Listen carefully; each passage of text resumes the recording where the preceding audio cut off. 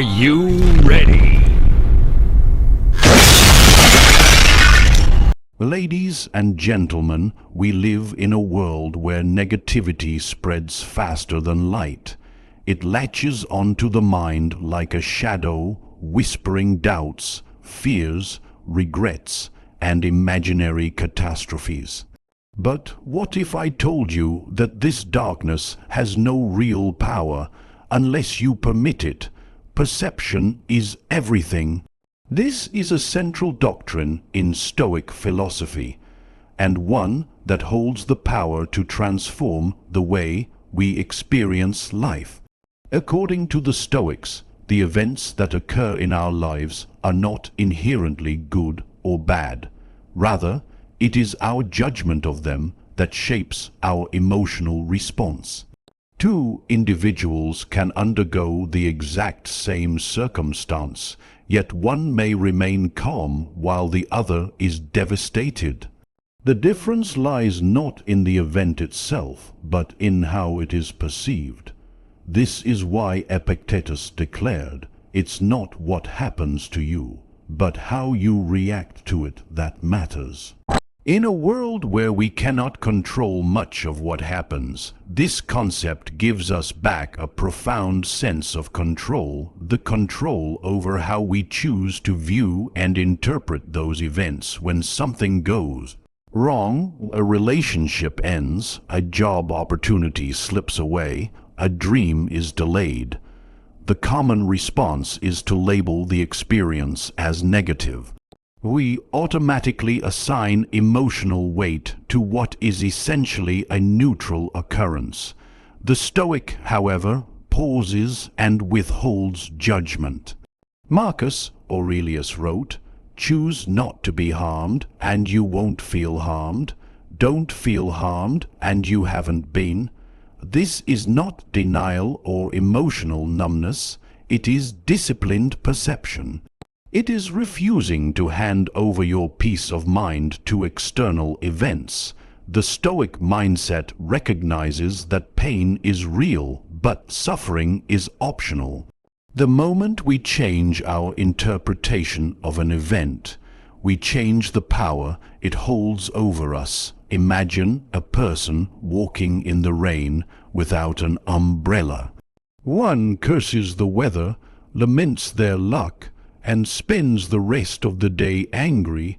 Another laughs, walks calmly, and accepts what they cannot control.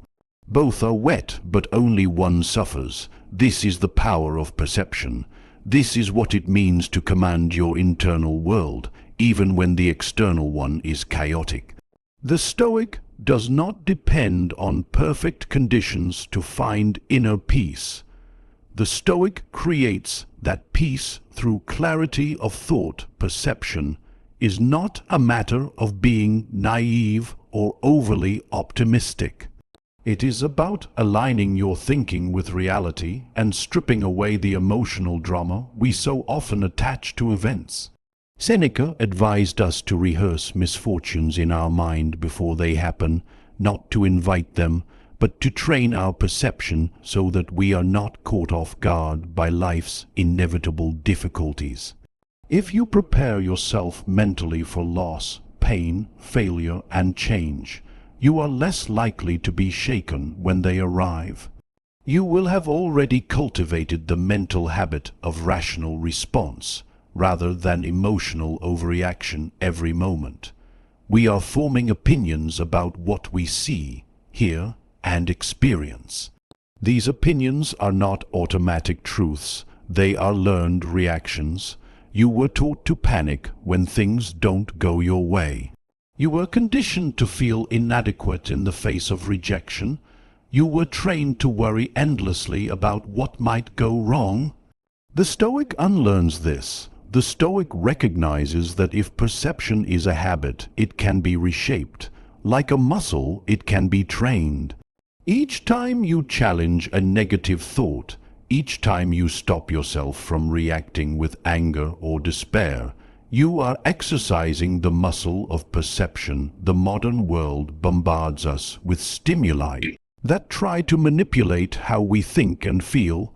news headlines, social media, advertising, all designed to provoke outrage or make you feel lacking. But you are not a puppet. You can take a step back and say, "This is not under my control. I will not let it disturb me." That detachment is not indifference. It is self-mastery. It is refusing to be emotionally hijacked by things that do not matter in the long run. A Stoic sees the same world as everyone else, but through a different lens, a lens polished with reason, philosophy, and mental discipline. When you train yourself to perceive events through the lens of Stoicism, you begin to develop what the ancients called the inner citadel, a fortified mind unshaken by external chaos. This does not mean you become robotic or cold. It means you respond with clarity, not confusion. It means you act from principle, not panic. In any given situation, ask yourself, what part of this is in my control? What is simply an impression that I'm overvaluing? What would a wise person do in this moment? These questions interrupt the automatic response of negative perception and bring your mind back into alignment with truth. To kill negative thinking, one must first examine the lens through which life is viewed. If the lens is clouded with ego, fear, or fantasy, then the picture will always appear distorted. The Stoic cleans that lens daily through reflection, journaling, silence, and reasoned thought. The world outside may be turbulent, but the mind within can remain clear.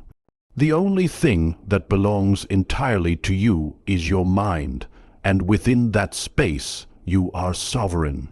Your perception is your reality, and your reality is your responsibility. You are not your thoughts.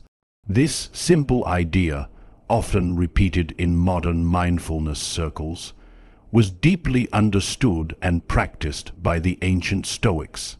Epictetus reminded his students that thoughts are merely impressions, transient appearances to the mind, not commands. In Stoicism, the individual is not defined by the content of their thoughts, but by the way they choose to engage with them. You can observe a thought, challenge it, ignore it, or accept it, but you are never obliged to be ruled by it. Thoughts come uninvited from memory, instinct, fear, desire, or past experience. They arrive whispering stories, both beautiful and terrible. But a Stoic does not confuse these passing visitors with truth. Most people live in a state of unconscious identification with their thoughts. They think a sad thought and believe they are sad. They imagine a fear and believe the danger is real. But thoughts are not facts. They are suggestions, often flawed, frequently irrational.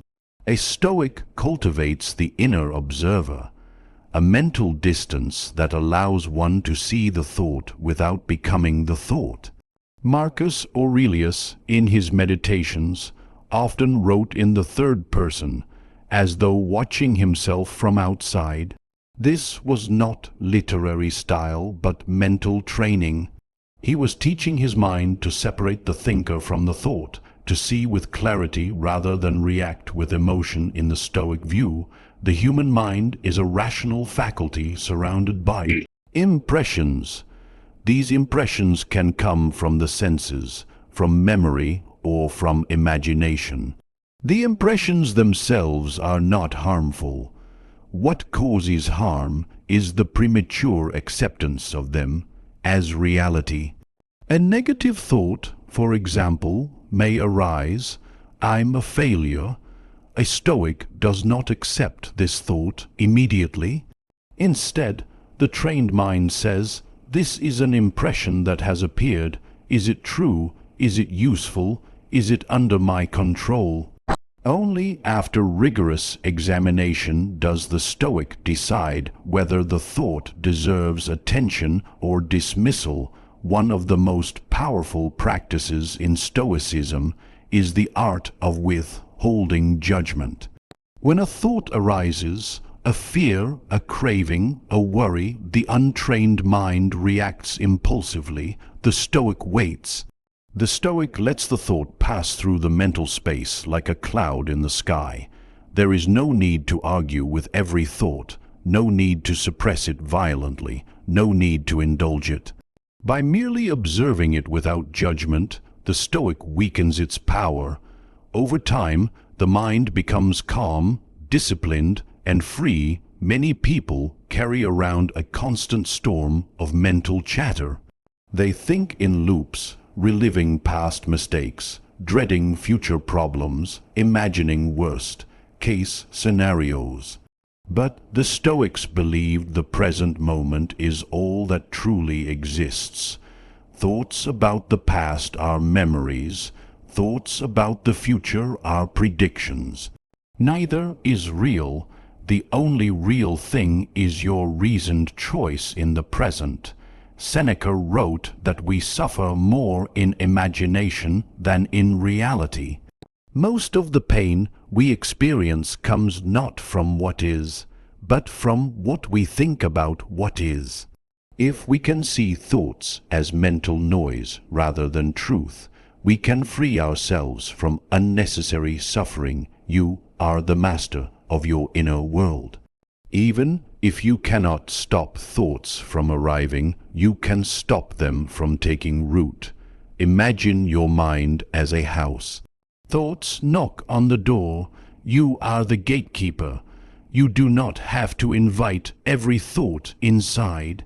You do not have to let fear sit on your couch, or let regret raid your kitchen, or let anger sleep in your bed. You can say, "Not today."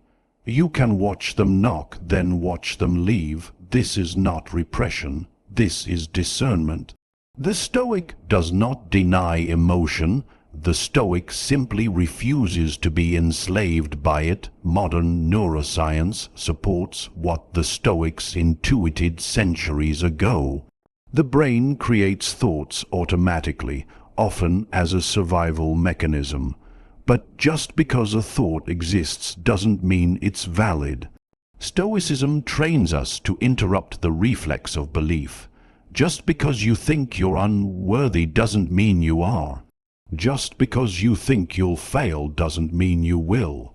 Just because your mind screams this is the end doesn't make it true. The mind can be dramatic, theatrical, overly cautious. The Stoic recognizes this and responds with reason, with calm, with clarity. A disciplined mind does not eliminate all negative thoughts, but it learns to disarm them. It learns to stand firm in the face of mental storms. It learns to create space between stimulus and response.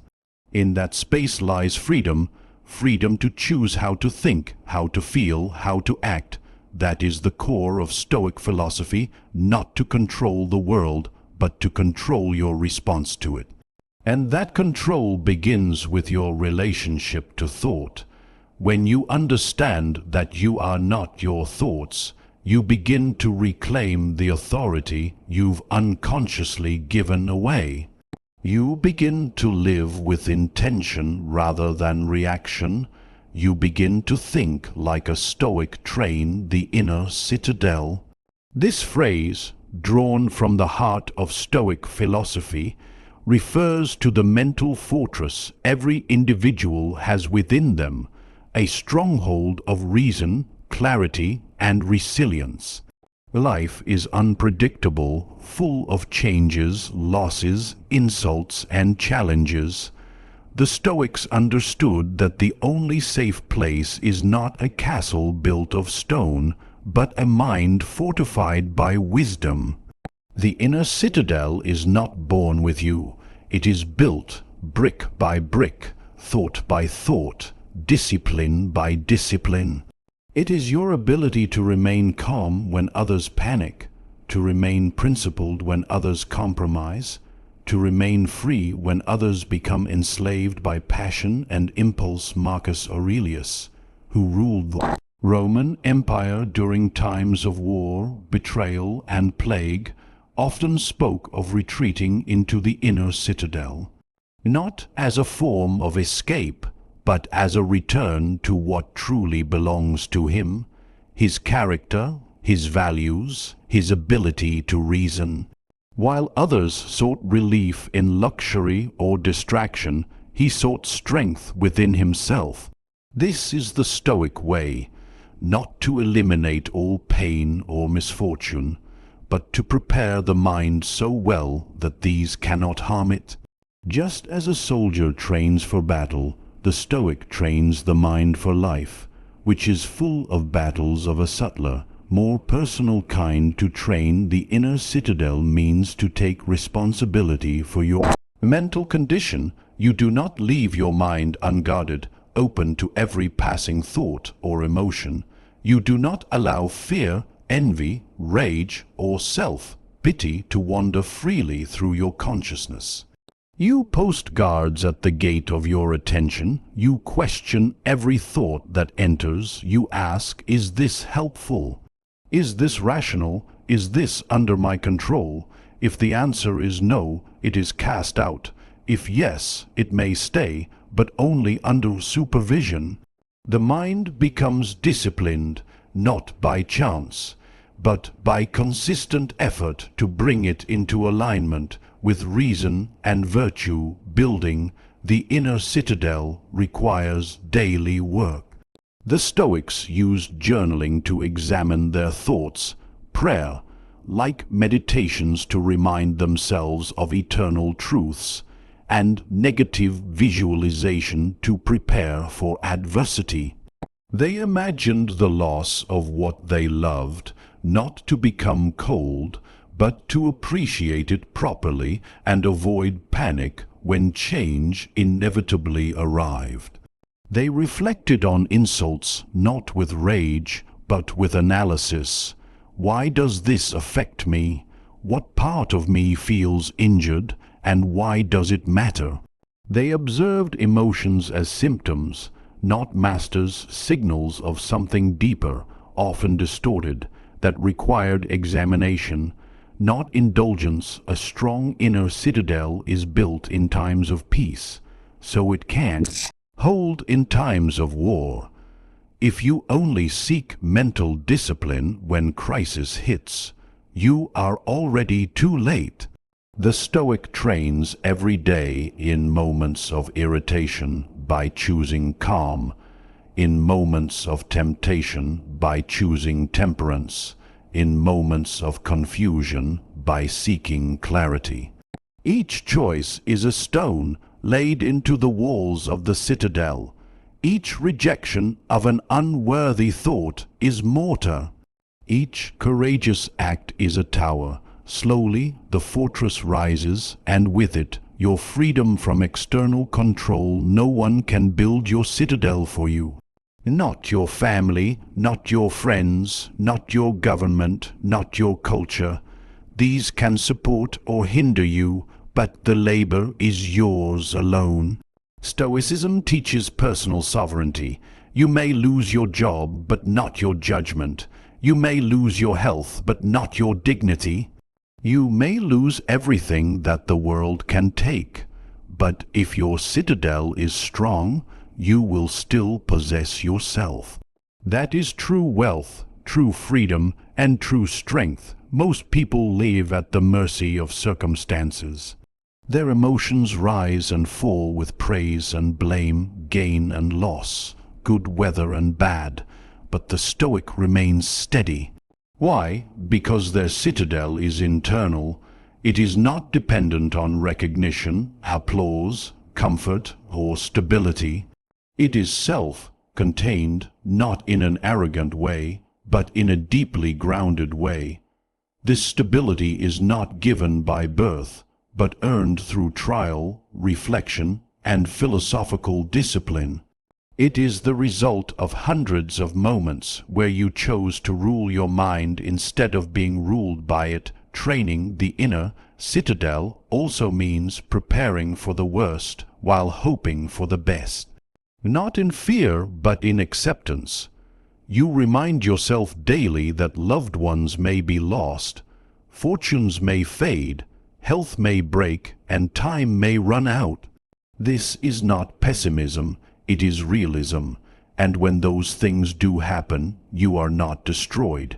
You are shaken, perhaps, saddened, but not shattered, because you built something within that does not depend on external conditions.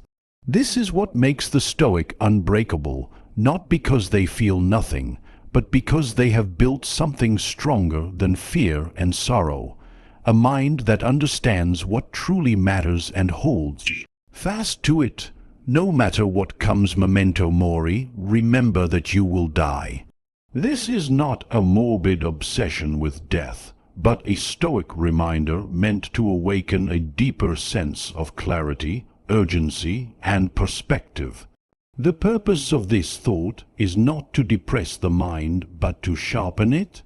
In a world full of distractions, trivial anxieties, and endless desires, remembering the certainty of death cuts through the noise.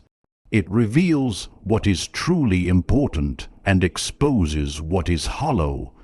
The Stoics believed that to live well, one must first understand that life is finite. Every second that passes is a second that will never return.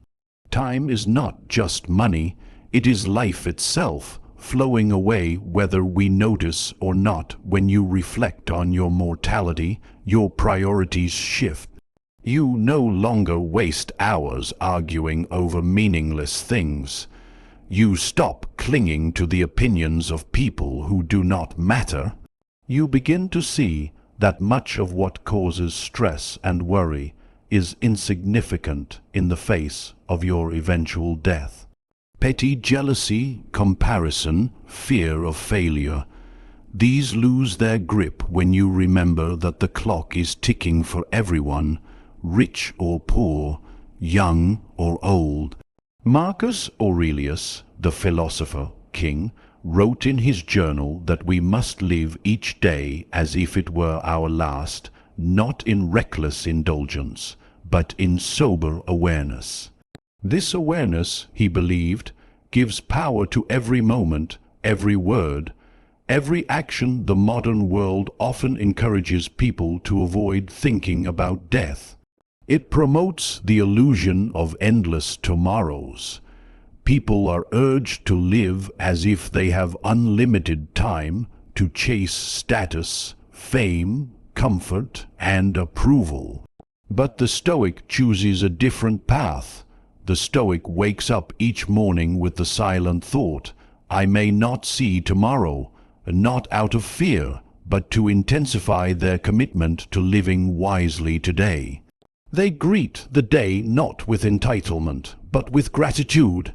Every experience, even the painful ones, becomes more precious when viewed against the backdrop of mortality. Memento mori is a discipline of the mind. It does not mean you dwell on death constantly, but that you carry it quietly with you. Like a compass, it keeps you oriented. When temptation arises to waste time or to be consumed by negative thinking, you remind yourself that life is short. You ask yourself whether your current action is worthy of your limited time on earth. Is this argument, this fear, this distraction worth it? Would I still be doing this if I knew I had a week left? These are not easy questions, but they are honest ones. They burn away illusion and force you to confront what matters. Seneca, one of the great Roman Stoics, wrote often about death, not as an end, but as a measure. He argued that life is long enough if lived wisely, but most people, he said, live as if they are going to live forever, only realizing their mistake when it is too late.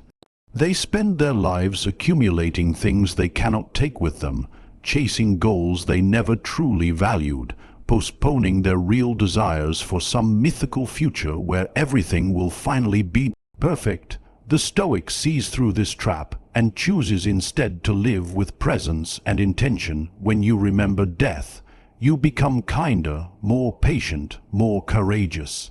You realize that holding onto anger is foolish, that fearing embarrassment is childish, that wasting time is a form of self-betrayal. You begin to live with depth rather than speed. You listen more carefully, speak more honestly, love more fully. You recognize that every goodbye could be the last, that every sunrise is a gift, that every breath is borrowed.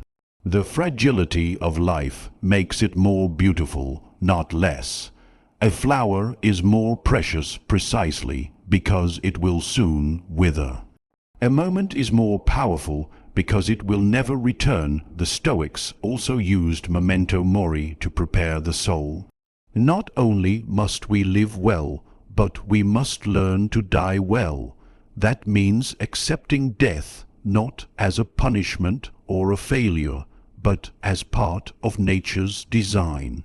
Just as we accept the seasons, we accept our end.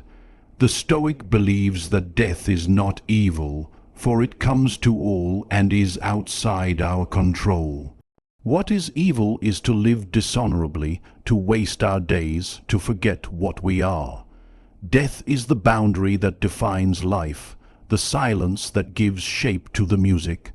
Without it, meaning would dissolve by contemplating death. The Stoic seeks to become free, free from the fear that cripples action, free from the illusions that distract the soul, free from lies that time is abundant and forgiveness endless. When you know you will die, you begin to live with sincerity. You stop pretending. You start choosing. You realize that life is not about how long you exist, but how deeply you experience the time you are given.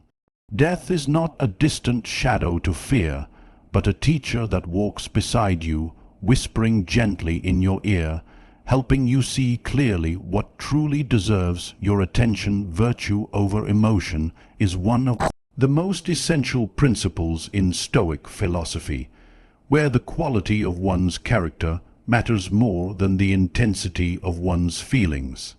Emotions are natural, but they are not always trustworthy. They rise quickly, often without reason, and demand immediate obedience. The Stoics taught that emotions, especially the destructive ones such as anger, envy, fear, and excessive desire, are the result of poor judgment and distorted thinking. Rather than submitting to every emotional impulse, the Stoic aims to align their life with virtue, wisdom, courage, justice, and self-control, because these are enduring, stable, and within one's control. A person ruled by emotion is like a ship without a rudder, tossed in every direction by changing winds. One moment they are confident, the next they are filled with doubt. One insult can ruin their entire day. One disappointment can throw them into despair. This person is not free, no matter how much wealth or success they have. They are a slave to feeling. The Stoic, on the other hand, is unmoved by shallow praise or harsh criticism, because their goal is not to feel good, but to be good. Virtue is not concerned with mood swings or emotional storms. It is built on clarity of purpose and steady self-discipline. When the Stoics say that virtue is the only good, they mean that a person can only live a fulfilling life if they are governed by reason, integrity, and moral strength. External things, riches, fame, reputation, health, are indifferent. They may be preferred or unpreferred, but they are not necessary for a good life.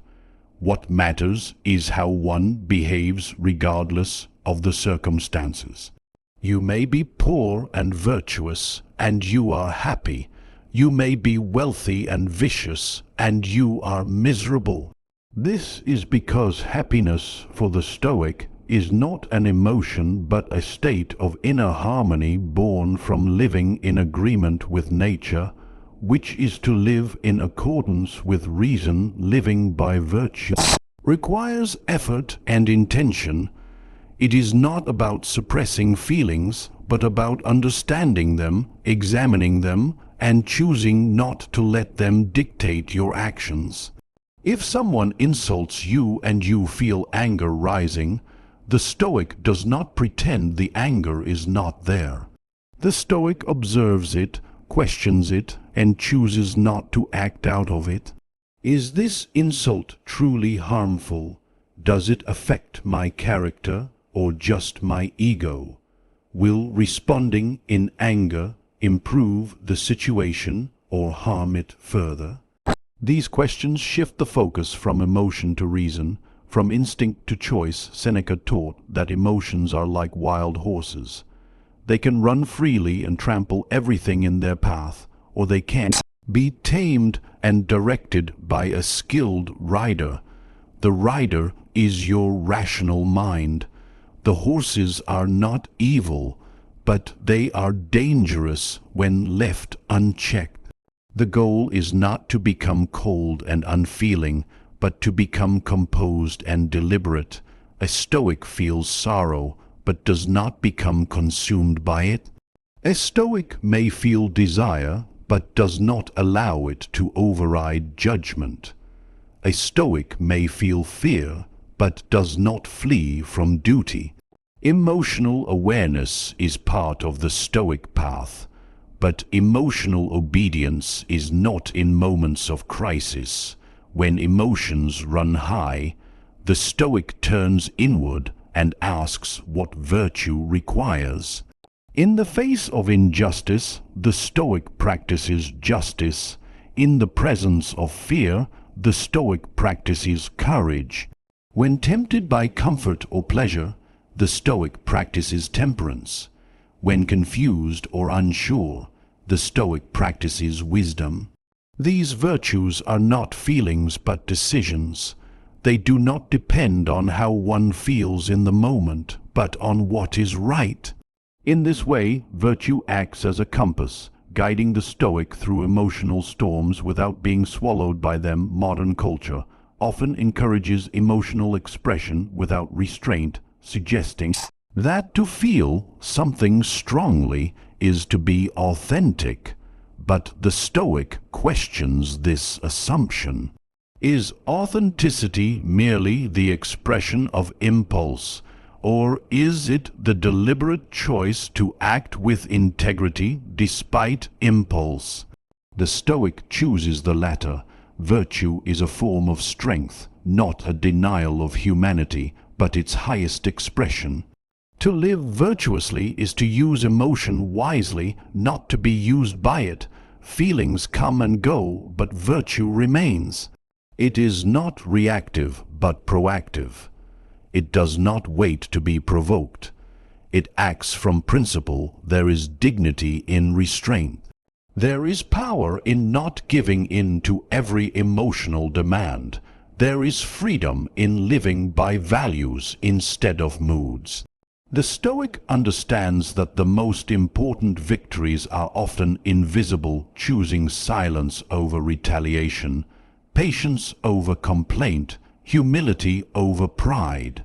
These choices build the character that no external force can shake. They are the quiet acts of moral strength that form the foundation of a resilient, meaningful life. Virtue over emotion is not a rejection of humanity, but a refinement of it. It is the path of those who seek not only to live, but to live well, to be calm in the face of chaos, disciplined in the midst of temptation, and just when it would be easier to be cruel. It is not always easy, but it is always within reach. because it depends not on what happens to us, but on how we choose to respond. This is where true freedom lies, not in the absence of emotion, but in the mastery of it through the quiet, persistent practice of virtue.